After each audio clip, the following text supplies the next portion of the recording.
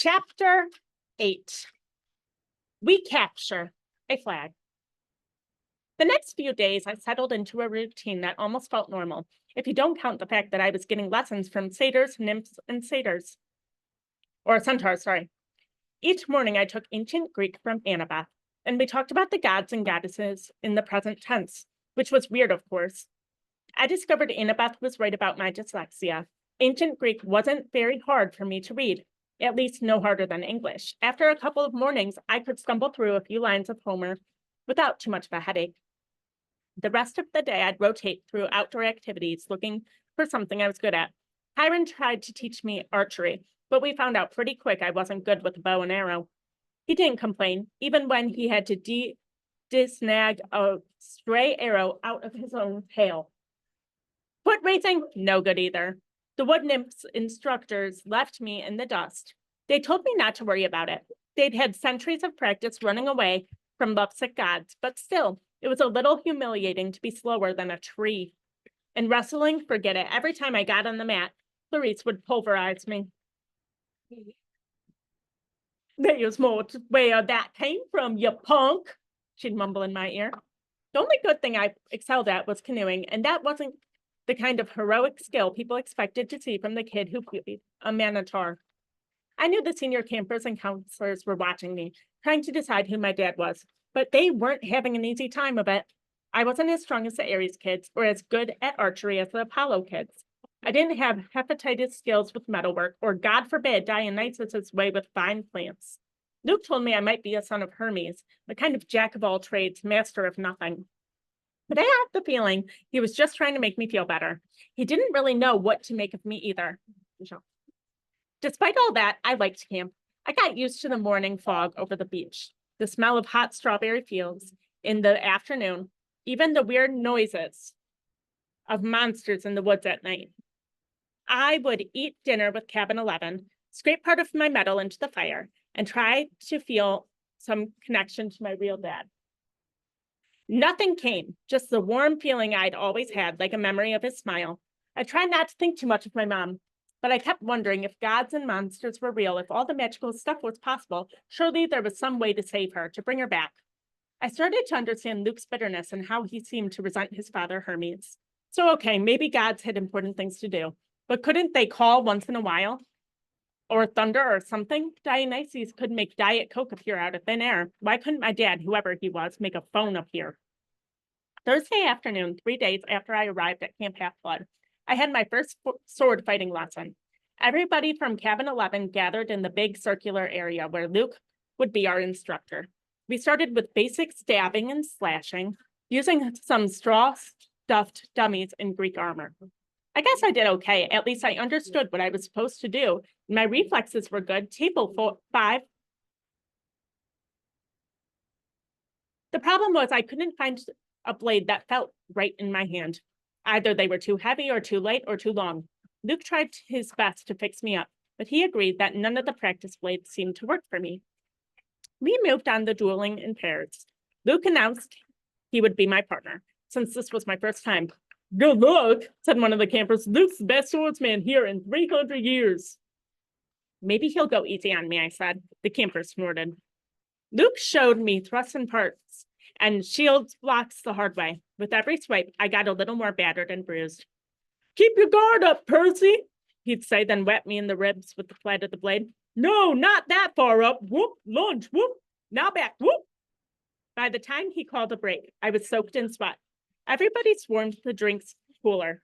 Luke poured ice water on his head, which looked like a good idea. I did the same. Instantly, I felt better. Strength surged back in my arms. The sword did not feel so awkward. Okay, everyone circle up. If Percy doesn't mind, I want to give a little demo. Great, I thought. Let's all watch Percy get pounded. The Hermes guy gathered around. They were suppressing smiles. I figured they'd been in my shoes before and couldn't wait to see Luke used for a punching bag. He told everybody he was going to demonstrate a disarming technique. How to twist the enemy's blade from the flat of your own sword so that he had no choice but to drop his weapon. This is difficult, he stressed.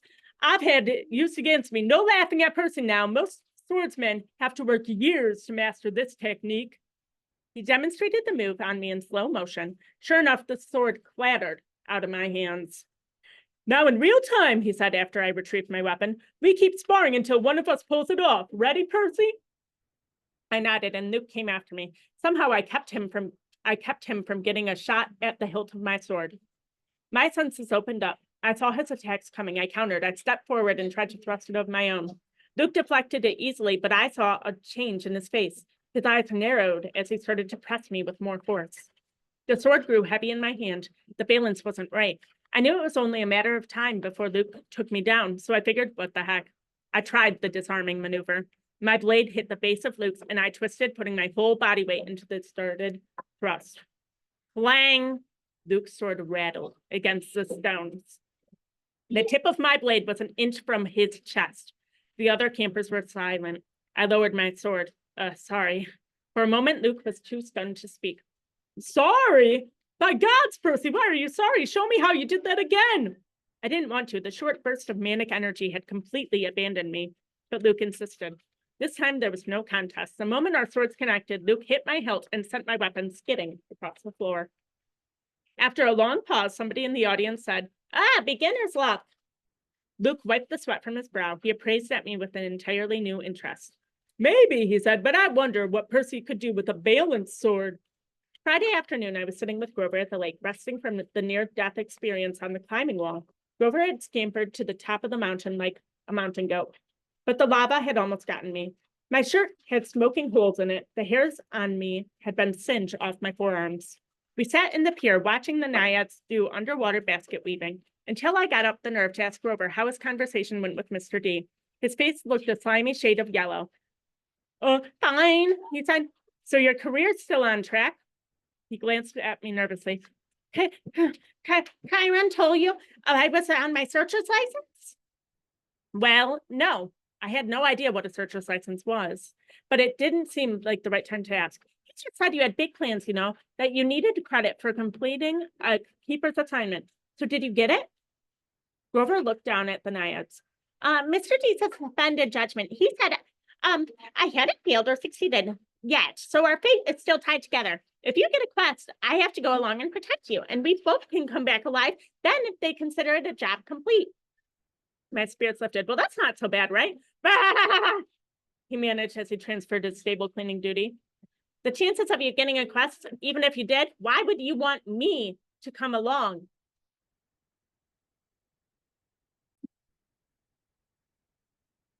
I tried to reassure him that he had lots of talents, but just made it look more miserable.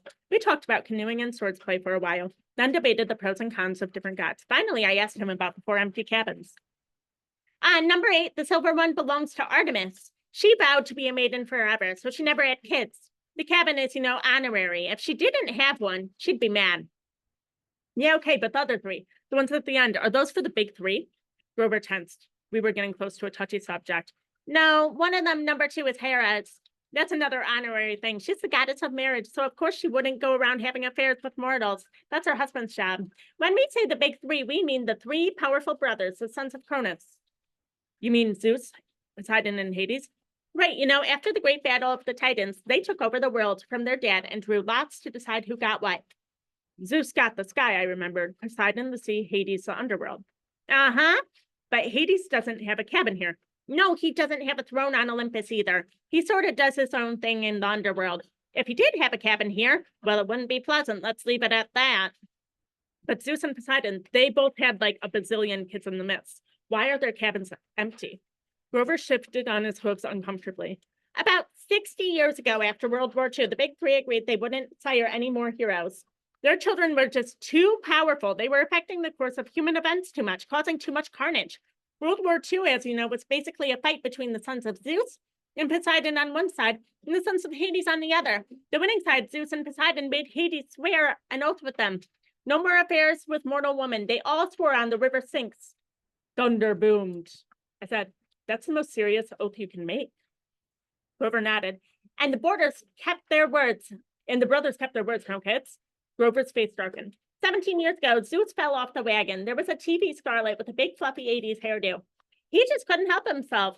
When their child was born, a girl named Talia, well, the river Styx is serious about promises. Zeus himself got off easy because he's immortal, but he brought a terrible fate on his daughter. But that isn't fair. It wasn't the girl's fault. Grover hesitated. Percy, children of the Big Three have powers greater than other half-bloods. They have a strong aura, a scent that attracts monsters. When Hades found out about the girl, he was not happy about Zeus breaking the oath. Hades let the worst monsters out of Tartarus to begin to torment Talia. A satyr was assigned to be her keeper when she was 12, but there was nothing he could do. He tried to escort her here with a couple of other half-bloods she'd befriended.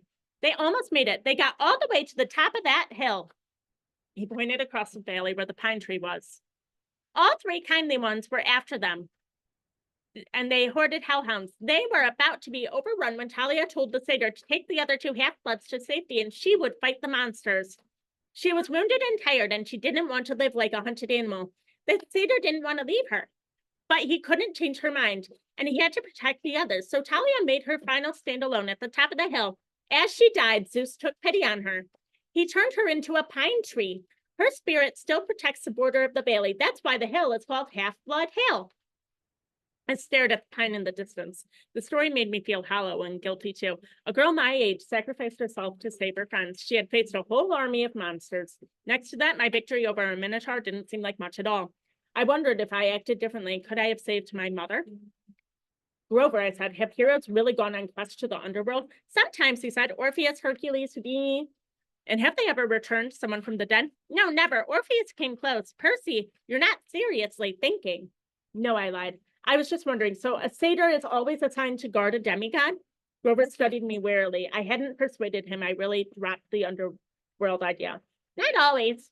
We go undercover to a lot of schools. We try to sniff out half-bloods in the making and great heroes. If we find one with a strong aura, like a child of the Big Three, we alert Chiron. He tries to keep an eye on them because they can cause really big problems. And you found me. Chiron said I might be something special. Grover looked as if I had just let him in a trap. I didn't, listen, don't think like that. If you were, you'd never be allowed on a quest, and I'd never get my license. You're probably a child of Hermes or one of the other mirror gods, like Nemesis, the god of revenge. Don't worry, okay? I got the idea he was reassuring himself more than me. The night after dinner, there was a lot of excitement. At last, it was time for capture, the flag. When the plates were cleaned away, the conch horn sounded, we all stood at our tables. Campers yelled and cheered as Annabeth and two of her siblings ran to the pavilion carrying a silk banner. It was 10 feet long, glistened gray, with a painting of a barn owl above an olive tree. From the opposite side of the pavilion, Clarice and her buddies ran in with another banner, of identical size, but gaudy red, painted with a bloody spear and a boar's head. I turned to Luke and yelled over the noise. Those are the flags? Yeah! Ares and Athena always lead the teams. Not always, but often. So if another cabin captures one, what do you do? Repaint the flag? He grinned. You'll see. First, we have to get one. Whose side are you on anyway? He gave me a sly look as if I knew something he didn't. The scar on his face made him look more evil in the torchlight. We made a temporary alliance with Athena. Tonight we get the flag from Ares, and you are going to help. The teams are announced. Athena had made an alliance with Apollo and Hermes, the two biggest cabins. Apparently, privileges had been traded, shower times, chore charts, best slots for activities in order to win support.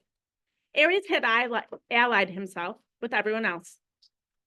From what I'd seen, Dionysus's kids were actually good athletes, but there were only two of them. Demeter's kids were on the edge with nature skills and outdoor stuff, but they weren't very aggressive. Aphrodite's sons and daughters, I wasn't too worried about. They mostly sat in every activity and checked their reflection in the lake and did their hair and gossiped. Hepatitis's kids were pretty, and there were only 4 of them. But they were big and burly, and they were working in the metal shop all day. That might be a problem. That, of course, left Ares' cabin. A dozen of the biggest, ugliest, meanest kids in Long Island or anywhere else on the planet. Chiron hammered his hoof in the marble. Heroes! He announced. You know the rules? The creek is a boundary line. The entire forest is fair game. All magic items are allowed. The banner must be prominently displayed and have no more than 2 guards. Prisoners may be disarmed, but they may not be bound or gagged. No killing or maiming others is allowed. I will serve as a referee and battlefield medic. Arm yourselves. He spread his hands and the tables were suddenly covered with equipment. There were helmets, swords, spears, shields coated in metal. Whoa, I said, will you really use these? Luke looked at me like I'm crazy. Unless you want to get skewered by your friends in Cavern 5. Here, Chiron thought these would fit. You go on border patrol. My shield was the size of an NBA backboard with a big cardus in the middle. It weighed about 1,000,000 pounds. I could have snowboarded on it just fine, but I hope nobody seriously expected me to run fast. My helmet felt like all the helmets on Athena's side, but a blue horsehair plume on top. Ares and their allies had red plumes, and Beth yelled, "Blue team, forward!" We cheered and shook our swords and followed her down the path to the south woods. The red team yelled taunts as we headed out to the north. We'll stop there.